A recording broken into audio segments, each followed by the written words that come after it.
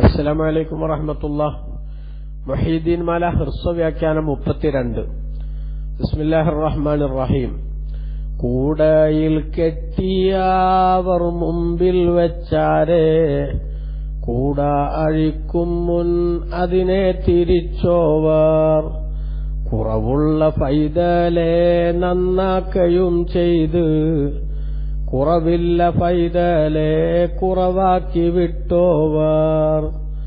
ചത്തേ ചകത്തിനെ ജീവനിടിച്ചോവർ, ചാകും കിലാശത്തെ നന്നാക്കി വിട്ടോവർ.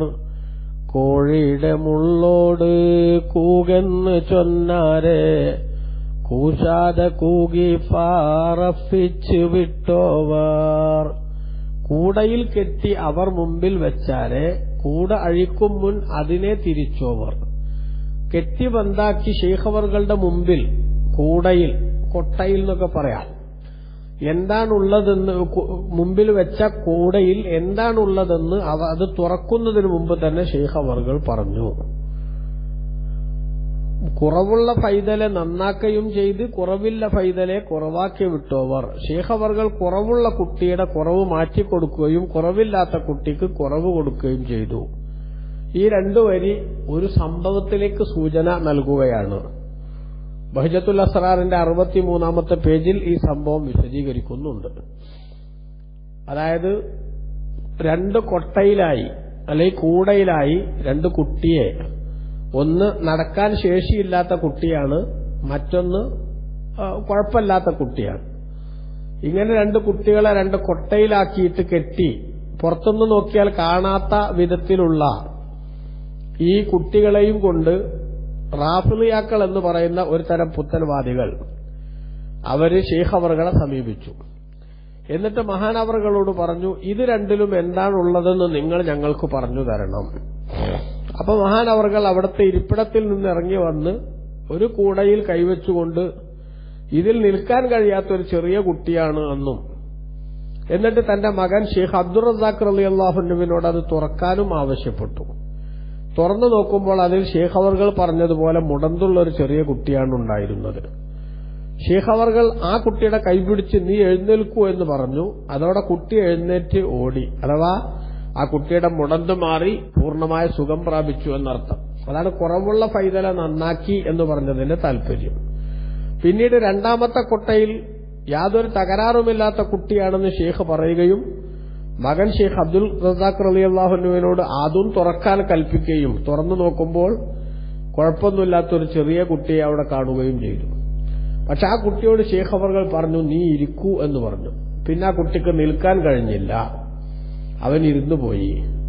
ഇതോടെ ഈ റാഫിളിയാക്കൾ എന്ന് പറയുന്ന പുത്തൻവാദികൾ അവരുടെ ശൈഖവറുകളുടെ പരീക്ഷിക്കാൻ വന്ന ആ പരീക്ഷണത്തിൽ അവരമ്മയെ പരാജയപ്പെടുകയും മഹാനവറുകളുടെ മഹത്വം മനസ്സിലാക്കി പശ്ചാത്തപിച്ച് അവർക്ക് ഹിദായത്ത് ലഭിക്കുകയും ചെയ്തു. ഇവിടെ കൊട്ടക്കകത്തുള്ളത് അല്ലെങ്കിൽ കൂടക്കകത്തുള്ളത് എന്താണെന്ന് ശൈഖ് എങ്ങനെ അറിഞ്ഞു എന്ന ചോദ്യത്തിന്റെ മറുപടി, കുപ്പിയകത്തുള്ള വസ്തുവിനെ പോലെ കാണുവാൻ ഞാൻ നിങ്ങളെ കൽപകം എന്നോവർ എന്ന് നേരത്തെ പറഞ്ഞതിലുള്ളതുകൊണ്ട് വിശദീകരിക്കുന്നില്ല.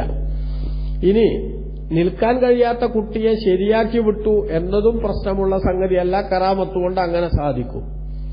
അതേസമയത്ത് ഒരു തകരാറില്ലാത്തൊരു കുട്ടിയെ നടക്കാൻ കഴിയാത്ത അവസ്ഥയിലാക്കി എന്ന് പറഞ്ഞത് ശുദ്ധ തമ്മാടിത്തരല്ലേ എന്നൊരു പക്ഷെ ഒരാൾക്ക് ചോദിക്കാം. അത് അള്ളാഹുവിന്റെ അനുവാദപ്രകാരം ഓരോ കാര്യങ്ങൾ ചെയ്യുന്ന മഹാന്മാർക്ക് പ്രഥമ ദൃഷ്ട്യാ നമ്മുടെ കണക്കിൽ അതുകൊണ്ടുണ്ടാകുന്ന വിമർശനത്തെക്കാൾ പ്രധാനപ്പെട്ട ഹിക്മത്തുകൾ, ലോജിക്കുകൾ അതിന്റെ പിന്നിലുണ്ടാകും. ഇപ്പൊ വിശുദ്ധ ഖുർആൻ നോക്കൂ. ഖുർആനിൽ സൂറത്തുൽ കഹ്ഫിൽ അല്ലാഹു സുബ്ഹാനഹു വതആല ഖിദർ നബി അലൈഹിസ്സലാമിന്റെ ഒരു സംഭവം പറയുന്നുണ്ടല്ലോ. ഖിദർ നബി അലൈഹിസ്സലാം എന്ത് ചെയ്തു? കുട്ടികളുടെ കൂടെ കളിച്ചുകൊണ്ടിരിക്കുന്ന വളരെ നിരുപദ്രവകാരിയായ നല്ല സുന്ദരനായ ഒരു കുട്ടിയെ പിടിച്ച് അതിന്റെ തല, കഴുത്ത്, ഉടലിൽ നിന്ന് വേർപ്പെടുത്തി. മൂസാ നബി അലൈഹിസ്സലാം ഖതൽത നഫ്സൻ സകിയ്യതൻ ബിഗൈരി നഫ്സിൻ ലഖദ് ജിഅത ശൈഅൻ ഇംറാ ലഖദ് ജിഅത ശൈഅൻ നുക്റാ എന്ന് ബഹുമാനപ്പെട്ട മൂസാ നബി അലൈഹിസ്സലാം പറഞ്ഞത് ഖുർആൻ പറയുന്നുണ്ട്. ഒരു നിരപരാധിയാ കുട്ടിയെ നിങ്ങൾ എന്തിനു കൊന്നുവെന്ന്. അപ്പൊ അത്രയും ഇല്ലല്ലോ ഇപ്പൊ ഇവിടെ ഗൗസുൽ തങ്ങള് നടക്കാൻ കഴിയുന്ന കുട്ടിക്ക് തൽക്കാലം ചലനശേഷി ഇല്ലാണ്ടാക്കിയെന്ന് മാത്രമേ ഇവിടെ പറയുന്നുള്ളൂ. അപ്പൊ അവിടെ ഖിളിർ നബി അലൈഹി ഇസ്ലാമിന്റെ വിശദീകരണത്തിൽ നിന്ന് ആ സംഭവം വളരെ അനിവാര്യമായിരുന്നു എന്ന് മനസ്സിലാകുന്നത് പോലെ ഇതിന്റെ പിന്നിൽ ഈ ഇത്രയും ബിദ്അത്തിൽ മൂടുറച്ചു പോയ സമൂഹത്തിന് ഹിദായത്തിന്റെ വെളിച്ചം ലഭിക്കുക എന്ന ഒരു വലിയ കാര്യം അതിന്റെ പിന്നിലുണ്ട്. അപ്പൊ അതിന് ഇങ്ങനത്തെ ഒരു സംഗതി ഉണ്ടായാൽ മാത്രവുമല്ല അതിനുശേഷം ആ കുട്ടിക്ക് വീണ്ടും ആ കുട്ടിയുടെ അസുഖം ഇല്ലാണ്ടായി നീ നടന്നു പോകുമെന്ന് ശൈഖ് അവർകൾ പറഞ്ഞാൽ ആ കുട്ടിയുടെ പ്രശ്നത്തിന് പരിഹാരമാവുകയും ചെയ്യുമല്ലോ. പക്ഷെ അങ്ങനെ ആ കുട്ടിയെ പിന്നെ എന്ത് ചെയ്തു എന്ന് മാലയിൽ പറയുന്നില്ല, ചരിത്രത്തിലും പറയുന്നില്ല. അല്ലാഹു അഅലം, അതിന്റെ കാര്യം നമുക്കറിയില്ല. അപ്പൊ ഏതായാലും ശരി, ഇത്തരമൊരു സംഭവം എന്നത് ഇസ്ലാമികമായി പോസിബിളാണ്. അതത് ചെയ്യുന്ന ആളുകൾക്ക് അതിനുള്ള അനുവാദം അള്ളാഹുവിൽ നിന്ന് ലഭിക്കാൻ മാത്രം അവരെ ആത്മീയമായി പവറുള്ളവരായാൽ മതി. ഷെയ്ഖ് ജീലാനി തങ്ങൾ അത്തരം പവറുള്ളവരാണ് എന്ന കാര്യത്തിൽ നമുക്കൊട്ട് തർക്കവുമില്ല എന്നാണ് സംബന്ധമായി മനസ്സിലാക്കേണ്ടത്. ചത്തേ ചകത്തിന് ജീവൻ ഇടിച്ചോവർ ചാകും കിലശത്തെ നന്നാക്കി വിട്ടോവർ. ഷെയ്ഖ് അവർകൾ ശവത്തിന് ജീവൻ നൽകുകയും കുഷ്ഠം പോലെ മരണത്തിലേക്ക് നയിക്കുന്ന മാറാരോഗങ്ങൾ സുഖപ്പെടുത്തുകയും ചെയ്തിരുന്നു. മഹാനായ ഷെയ്ഖ് ജീലാനി തങ്ങൾക്കുള്ള കറാമത്തുകളുടെ കൂട്ടത്തിൽ പറയുന്ന പ്രധാനപ്പെട്ട ഒരു സംഗതിയാണ് മരിച്ചവരെ ജീവിപ്പിക്കാനും മാറാരോഗങ്ങൾ സുഖപ്പെടുത്താനും സാധിച്ചു എന്നത്. അങ്ങനെ മരിച്ചവരെ ജീവിപ്പിക്കാൻ മനുഷ്യന് സാധിക്കുമോ എന്ന ചോദ്യം വാസ്തവത്തിൽ ഖുർആനുമായി ചെറിയൊരു പരിചയമെങ്കിലുമുള്ള ആരും ചോദിക്കേണ്ടതില്ല. മുഅ്ജിസത്ത് കൊണ്ട് മഹാനായ ഈസാ അലൈഹിസ്സലാം മരിച്ചവരെ ജീവിപ്പിക്കുമെന്ന് പറഞ്ഞത്, ജീവനില്ലാത്ത വസ്തുവിന് തന്നെ ജീവൻ കൊടുത്തത്, രണ്ടും വിശുദ്ധ ഖുർആനിൽ അല്ലാഹു സുബ്ഹാനഹു വ തആല പറയുന്നുണ്ട്. ഉദാഹരണമായി 3-ാം അധ്യായം സൂറത്ത് ആല ഇംറാനിന്റെ 49-ാമത്തെ സൂക്തത്തിൽ അല്ലാഹു തആല പറയുന്നത് കാണാം.